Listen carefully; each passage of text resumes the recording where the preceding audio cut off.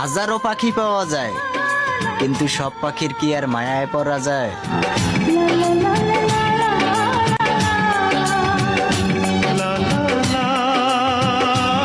পাখি আমার বোকানা কান্দাইলো কেন বুঝলাম না, পাখি আমার হইল অচেনা না রে, পাখি আমার